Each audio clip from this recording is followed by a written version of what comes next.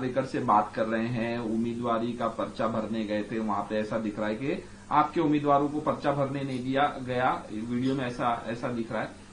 क्या पूरा मामला है, कहाँ का है, जरा शॉर्ट में बोलिए। नहीं, मेरे ही नहीं, इसे हम 10-12 लोग थे और जो 225, 226 और 227 जहाँ उसकी बहन, उसका भाई और उसके भौजाई नार्वेकर जी वो पर्चा भरने आए थे। वहाँ वो 2:30 बजे से वहाँ थे, मौजूद थे और वो बार बार वहाँ घूम रहे थे, आगे पीछे हो रहे थे। और जब मुझे देखा तो मेरे पास आए, बोले राठौड़ आप तो सीएम से सब काम करवाते हो ना? बोला हाँ। तो फिर आप पर्चा भर रहे हो इधर, ये ठीक नहीं है।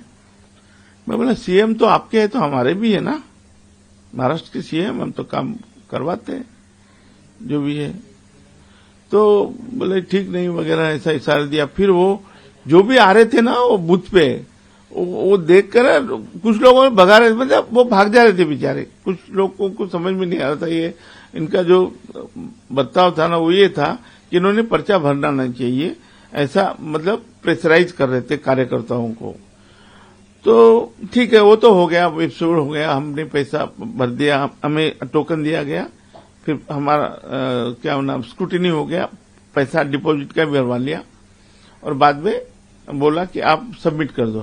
तो जब हम वहां गए तो हमें बोला गया इसके कृष्णा जाधव के ऑफिस के बाहर कि आप बैठो, आराम से बैठो, आपका पैसा भरा दिया ना, जिसका पैसा भर दिया गया वो सब बैठो, उसके पर्चे लेंगे, ऐसा बताया गया। बाद में धीरे धीरे मतलब ये बोलने लगे कि अभी टाइम खत्म हो गया वगैरह। टाइम क्या खत्म हो गया, हम तो 4:30 बजे से आके पर्चा भर दिया है और बाहर ही बैठे हैं, हमको बाहर बैठने को बाहर। इतना ही नहीं कि अंदर गर्दी हो गई, तो मतलब रश हो गया था अंदर, काफी लोग उन्होंने पहले ले लिए थे। वहां मतलब 60-70 लोग तो थे करीबन उनके कैबिन में। तो फिर पुलिस ने कुछ बाहर भी निकाला, उन्होंने पर्टिकुलरली बीएसपी के 2-3 कैंडिडेट को तो बाहर निकाला, आप बैठो आराम से। उन्होंने कुर्सी भी डाल दिया उधर, इधर बैठो। और फिर धीरे धीरे करके टाइम होते गया करके उन्होंने बोलने लगे और पुलिस का अटकाव शुरू हो गया। तभी अपने नार्वेकर जी वहां आए तो मैं बोला कि ये लोग 5 बजे के पहले आए हैं, तो आप जरा इंस्ट्रक्शन दीजिए इनको कि ये इनका पर्चा लिया जाए। बोले ऐसा कैसा, तुम लोग 3-3:30 बजे आना चाहिए। बोले तो पहले आके बैठे ना, उनको पर्चा दिया है, उनको टोकन दिया है और उनका पैसा हो गया है। तो बोले राठौड़ जो आप क्या लीडरशिप कर रहे हो क्या इधर आके? बोले लीडरशिप की बात नहीं है सर, ये पब्लिक है और मैं एक एक्स-MP हूं, मैं सामाजिक नेता हूं, मैं ओबीसी का लीडर हूं पूरे। तो ओबीसी की जगह है एक्चुअली, तो आप तो ओबीसी नहीं है, आप तो मराठा है, फिर भी आप यहाँ तो पर्चा भरने आए, तो ठीक है, इसका तो हम बाद में देखेंगे। तो उन्होंने तुरंत बोले आपको सिक्योरिटी किसने दी? बोले पुलिस ने दी है। तो तुरंत उन्होंने अरे लगाओ, फोन लगाया, वो तो सिर्फ वीडियो वायरल हो रहा है, आप भी देख सकते हो। फिर उन्होंने बोला कि आपके प्रिविलेज भी निकाल दिए जाएंगे, सब कुछ, आपको कुछ नहीं मिलेगा अभी। मैं बोला आप अध्यक्ष हो भैया, आप तो बड़े आदमी हो, मुझे फांसी भी लगा सकते हो। हाँ आपको मालूम है ना मैं कर सकता हूं, फिर भी पंगा ले रहे हो मेरे से। मैं पंगा लेने का सवाल नहीं है। आपको कौन जानता है यहाँ, कौन पहचानता? मुझे देश पहचानते हैं, देश के लोग पहचानते हैं। बोला ओबीसी का नेता हूं, मुझे कौन नहीं पहचानता। नहीं, आपको 2 वोट भी नहीं मिलेगा। आप क्या यहाँ भाषण कर रहे हो क्या? आपके भाषण से यहाँ 2 वोट भी नहीं मिलेंगे आपको। तो ये सब बंद करो, अब आपका उम्र भी हो गया, आप घर बैठो। ये सारा उन्होंने बोला तो मुझे लगा कि हंसी मजाक में ही बोल रहे हैं और ऐसा ही चल रहा था। लेकिन तो उन्होंने फोन लगा दिया, सब किया। मैं बोला आपको मालूम है मुझे सिक्योरिटी क्यों मिली है? मेरे जान को खतरा है इसलिए मिली है, और आज से नहीं, मुझे 25 साल से सिक्योरिटी है। तो बोले no you are not deserving. तुरंत वो तो रिकॉर्ड में है। लेकिन मैंने उनको बोला कर मुझे कुछ हो गया कल तो देखना है, सब रिकॉर्डेड है, या कैमरा में भी आ गया। आप अध्यक्ष हो सर, आपको शोभा नहीं देता है तुम कार्यकर्ता जैसे घूम रहे हो यहां। आप एक संवैधानिक पोस्ट पे हो और आप असंवैधानिक काम कर रहे हो। आप लोगों को, आपके जो रिलेटिव है वहां के जो उम्मीदवार लड़ना चाहते हैं उसको आप रोक रहे हो, ये मुझे दिख रहा है। सब बोला मैं इनको, तो शायद उनको ज्यादा ही गुस्सा आ गया हो बोलने का, उनका जो तरीका था और गलत था। तो ये तो अभी सारा ऊपर हो गया। अभी हमारी मांग है कि कमीशन कैमरे क्यों लगाए हो आप? कैमरे लगाए तो आप जांच कीजिए ना, इस कैमरा लगाए हो। अब इसका मतलब क्या है? मैं आपको रूल्स बताने वाला था, बता भी सकता हूं। रूल्स में ये लिखा है कि जो पर्चा भर के ऑफिस में 5 बजे के आना चाहिए। ऑफिस में कार्यालयात 5 बजे के आत यायला पाहिजे, इतना ही है। तो 5 बजे के आत आए नहीं है, कैसे जांच करेंगे? तो इसके लिए टोकन पद्धत है। टोकन पद्धत जिसको दिया जाता है वो। दूसरा, कार्यालय का जो इंटरप्रिटेशन कर रहा है वो कृष्णा यादव, ये गलत है। कार्यालय का मतलब कैबिन है, कैबिन के बीच बाद में 50-100 लोग काम कर, ऑफिस बहुत बड़ा ऑफिस है।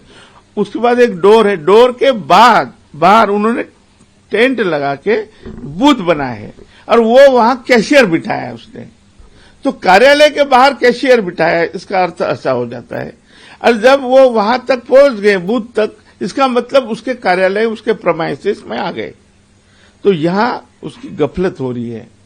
और मैं चाहता हूं आपके माध्यम से कि ये इतना सारी बातें हमने गगरानी को बताया है, ये सारी बातें वाघबारे जो निवडणूक आयोग है उनको बताया है। आपने सारे कैमरे लगाए, ये कैमरे शो पीस है क्या? सब बुलाओ, कम से कम 10 कैमरे थे। 3-4 कैमरे तो बाहर घूम रहे थे, एक फिक्स कैमरा वहां था गेट पे। इस सारे कैमरे में सारी चीजें आ गई है। उसमें नार्वेकर भी दिखता है, हम भी दिखते हैं, सारे दिखते हैं। तो हमारी यही मांग है कि आज भी कोई बात गई नहीं। अभी प्रिंटिंग को जब तक वो सब नाम जाएंगे, ये जो 12 लोग हैं उनकी अर्जी लेना चाहिए। और गलती अगर पुलिस की है तो पुलिस को सस्पेंड करना चाहिए। अगर गलती ये क्या नाम आरओ, मतलब ये जो निवडणूक निर्णय अधिकारी है ये कृष्णा यादव, उसको भी सस्पेंड करना चाहिए। वहां दूसरा आदमी कोई बिठाना चाहिए। ऐसे लोग, ऐसे जो अधिकारी हैं जो पॉलिटिकल प्रेशर में आते हैं। और अभी तो अगर इन्होंने कार्य नहीं लिया तो हम तो ये आयोग और जो वहां के कर्मचारी रिस्पांसिबल जो है, हम सेंट्रल तक जाएंगे। हम राष्ट्रीय आयोग को भी इसका तकरार देने वाले हैं। हाईकोर्ट में जाएंगे, सुप्रीम कोर्ट में जाएंगे, वो बात अलग है, लेकिन जनता के दरबार में जाएंगे। ऐसी चीजें हो रही है। और सुनने में ये भी आ रहा है कि काफी लोग जो विड्रा हो रहे हैं अनअपोज जागे रहे हैं। सब पैसे का मामला है, खेल है। यहां भी पैसे का ही खेल था। इशारों में उनका यही चल रहा था कि उनका जो भाई है मकरंद नार्वेकर 226 से, उसको अनअपोज लाके उसको महापौर बनाना है उनको। ये सारा उनका खेल था। और ये संविधान देश में नहीं रहा है। बाबा साहब अम्बेडकर ने कहा था लास्ट दिन, मुझे अभी भी याद है उनके शब्द। बाबा साहब अम्बेडकर ने 26 नवंबर 49 में भाषण किया था। उन्होंने बोला था ये संविधान कितना भी अच्छा रहो, इसको इम्प्लीमेंटेशन करने वाले अगर गलत निकले, नालायक निकले, तो मेरा संविधान जला दो, कुछ काम का नहीं है। परिस्थिति बहुत गंभीर है देश की, महाराष्ट्र की। महाराष्ट्र में हमने देखा यही अध्यक्ष है जिसने शिवसेना पूरा गिलंकृत कर लिया। यही अध्यक्ष है जिसने राष्ट्रवादी को भी खत्म कर दिया, उनके चिन्ह दे दिए। सब कुछ खत्म हो रहा है देश में, कुछ बचा नहीं है। संविधान के धज्जी उड़ाई गई है और ऐसे लोग संविधान के ऊपर बैठे हैं, जो कानून जहां बनता है वहां बैठे हैं। तो ये तो जब समाज जागेगा ना, ये सब उठाव होगा ना, एक दिन आएगा। इनको घर बिठाना पड़ेगा, इसके सिवा दूसरा कोई चारा नहीं। सर, जो वीडियो है उसमें आप देख रहे हैं बात करते हुए, तो कितने उम्मीदवार थे जिनको पर्चा भरने नहीं मिला? राहुल नार्वेकर ने अपने परिवार, आपका कहना है कि उनके परिवार के लोग खड़े हैं इस वजह से शॉर्ट में? बिल्कुल, उसके परिवार जो है राहुल नार्वेकर जी का जो परिवार है, ये 224, 25, 26, 27 इसमें है, दोनों तरह में। तो वहां के पर्चा ये हो गया है। महाराष्ट्र में, देश में, मतलब मुंबई में कहीं ऐसा हुआ नहीं। और दूसरी घटना, मुंबई में जहां पर्चा भरा गया है, जहां डिपॉजिट ली गई है और उनके अर्ज स्वीकार्य नहीं, ऐसे कहीं नहीं हुआ है। ये घटना ऐसी कभी घटी भी नहीं है। जो डिपॉजिट दे देते हैं, इसका मतलब ही पर्चा आ गया है ऑफिस में। ये पहली घटना है। इसलिए कानूनन ये हाईकोर्ट में तो सिद्ध ही होने वाला है, लेकिन मेरी मांग है कि इसके ऊपर कार्रवाई नार्वेकर के ऊपर भी होनी चाहिए। भले ही वो अध्यक्ष है, लेकिन वो वहां आना जाना कर रहे थे, इशारा कर रहे थे। पुलिस को इशारे में इनको बिठा के रखो। सर, कितने कैंडिडेट, 12 कैंडिडेट में से कौन सी पार्टी के, कुछ आपको पता हो कितने? जी, आम आदमी पार्टी के हैं। हाँ। उसके बाद ये आम आदमी पार्टी है, निर्दलीय भी है, और बीएसपी के है। उसके बाद जनता दल सेकुलर की भी है, और एक गवई गट का था जो कांग्रेस ने दी थी, गवई गट का, वो भी कैंडिडेट था, लेडीज थी, वो भी है। तो उससे 4 पार्टी। सबको फिर से इनको मौका मिलना चाहिए ना। आज कर सकते हो, आज कर सकते, कल ही विड्रॉल हुआ है। इन लोगों को तो विड्रॉल करना नहीं किसी को। हाँ, मनसे का भी कैंडिडेट था इसमें। मनसे भी देखो, मनसे, बीएसपी, आम आदमी पार्टी, जनता दल सेकुलर और ये गवई गट का एक कैंडिडेट था। तो इनको सबको मौका देना चाहिए। अभी भी टाइम गया नहीं है।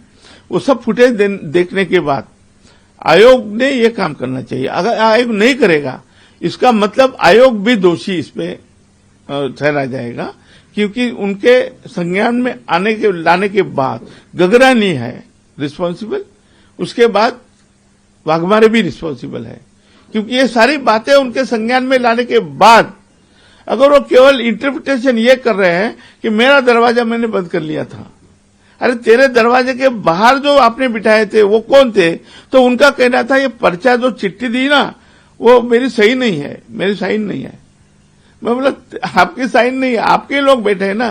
फिर रिसीट जिसने दिया पैसे, क्या पैसे चोर ले गए क्या? कौन ले गया? पैसे कहाँ गए वो जो डिपॉजिट के? वो किसने दिया? ये very clear case, very clear case. तो मैं आपके माध्यम से मैं चाहता हूं कि आज स्पॉट पे जाके इंक्वायरी करनी चाहिए। Gagrani should come there, Waghmare and police commissioner, हमको बुला के स्पॉट इंक्वायरी करना चाहिए, मेरी मांग है।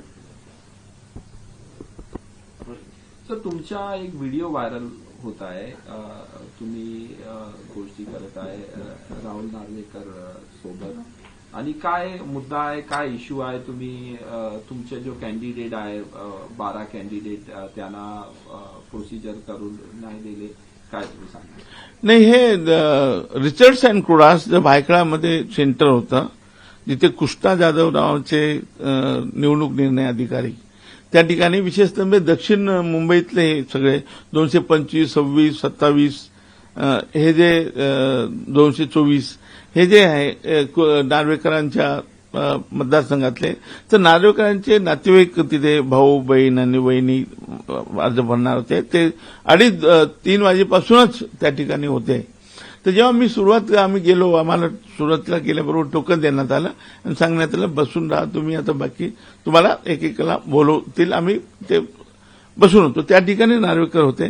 ते माझ्याजवळ आणि ते म्हणाले, राठोड साहेब, तुम्ही सगळे मुख्यमंत्र्यांकडनं कामं करून घेताय ना, आणि तरी तुम्ही इकडे आमच्या 226 मध्ये अर्ज भरायला आलात, बरोबर नाही असं बोलले. त्यांनी म्हणलं असं नाहीये, आमचा समाज मोठा आहे तिथे आणि आमच्या युवा कार्यकर्त्यांची इच्छा आहे की आपला उमेदवार तिथे जोडून द्यायला पाहिजे म्हणून आलो. पण ते झाल्यानंतर आणखी 2-3 वेळा माझ्याशी ते बोलले, काय चाललंय वगैरे सगळं ठीक झालं.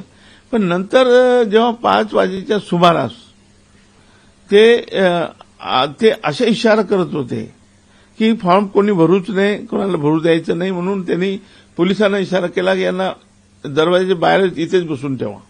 आणि मग पोलिसांना आम्हाला सांगितलं तुमचे पैसे भरले आहेत ना, तुम्ही शांत बसा, काही प्रॉब्लेम नाही, तुमचे घेणारच आहे. आणि हे जे कन्फ्युजन केलं हे पोलिसांनी केलं आणि त्यांनी त्यांच्या इशाऱ्यावर केलं. नंतर ते काही आम्हाला भेटले नाही, आपल्या आत जाऊ दिले नाही. नंतर 6 वाजले, 7 वाजले, 8-9 वाजता मग एक मोठी पोलीस कुमक बनवली आणि आम्हाला सगळ्यांना म्हणजे 200 पोलीस बोलवले आणि बाहेर काढलं सगळं.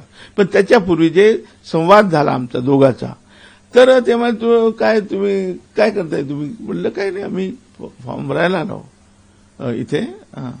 पण तुम्ही काय लिडरशिप करताय का इथे सगळे लोक? म्हणलं सगळे लोक जनता आहे सब, त्यांना न्याय द्यायला पाहिजे. म्हटलं तुम्ही योगायोगाने आलात ना, त्याला चला म्हटलं सांगा यांना, यांचे फॉर्म यांनी पैसे भरले आहेत, यांना टोकन दिले आहे, तुम्ही सांगा आरोला. तर नाही म्हणे तुम्ही लवकर यायला पाहिजे, तुम्ही 3:30 वाजता यायला पाहिजे, तुम्ही कसे काय उशिरा कोण आलं? म्हटलं कोणीच उशिरा नाही, सगळे 5च्या आत आलेले आहे, त्यांना फॉर्म भरला वगैरे सांगितलं. नाही तुम्ही इथं लिडरशिप करताय का? तुम्ही यांची सिक्युरिटी कोणी दिली? चला लावा फोन जॉईंट सीपी सिक्युरिटीला, याला प्रोटेक्शनला. लगेच फोन लावला, त्यांनी सांगितलं की यांची सिक्युरिटी विड्रॉ करून टाका, यांना कुठल्या ह्याच्यात दिलेल्या वगैरे. तर नंतर मी सांगितलं साहेब तुम्हाला सोबत नाही, तुम्ही अध्यक्ष आहात आणि तुम्ही अशा पद्धतीने मला जीवे मारण्याची धमकी आहे असताना मला सिक्युरिटी दिली आहे. नाही काही नाही, यू आर नॉट डिझर्विंग, हे तुमचे सगळे कापा, सगळे बेनिफिट काढून घेणार मी. म्हटलं तुम्हाला काय, तुम्ही मोठी माणसं आहेत, तुम्ही मला फाशी चढू शकता. म्हटलं तुम्हाला माहित आहे ना मी हे करू शकतो, तरी तुम्ही माझ्या पंगा घेताय वगैरे वगैरे धमकी दिली त्यांनी मला. आणि अशा पद्धतीने हे सगळं रेकॉर्डेड आहे, त्या कॅमेऱ्यामध्ये पण आहे यांच्या.